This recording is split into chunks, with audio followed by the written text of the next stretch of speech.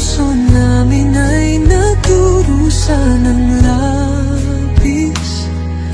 Ang kwarto mo'y tahimik na, ngunit pagmamahal ay di nawala.